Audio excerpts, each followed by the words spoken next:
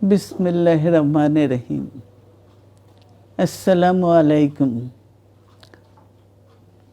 দীর্ঘদিন অসুস্থ থাকার পর আপনাদের সামনে কথা বলতে পারার জন্য আল্লাহর কাছে শুকরিয়া আদায় করছি।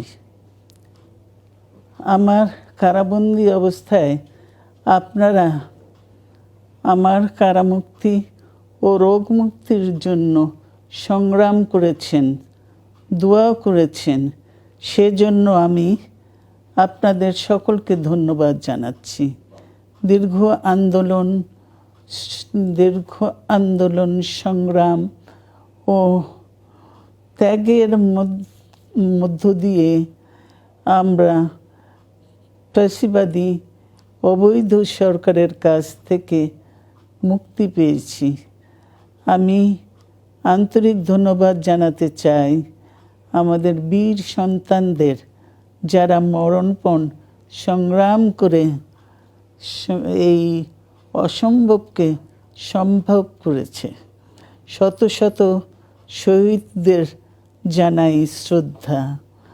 এ বিজয় আমাদের নতুন সম্ভাবনা নিয়ে এসেছে। দীর্ঘদিনের নজিরবিহীন দুর্নীতি,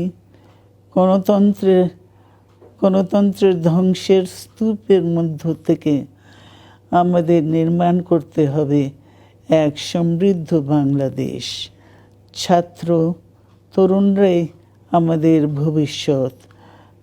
তরুণরা এই যে স্বপ্ন নিয়ে বুকের রক্ত ঢেলে দিয়েছে, সেই স্বপ্ন বাস্তবায়নে করতে মেধা, যোগ্যতা, জ্ঞান ভিত্তিক গণতান্ত্রিক বাংলাদেশ গড়ে তুলতে হবে। শোষণহীন সমৃদ্ধ বাংলাদেশ। সকল ধর্মের গোত্রের অধিকার নিশ্চিত করতে হবে। শান্তি,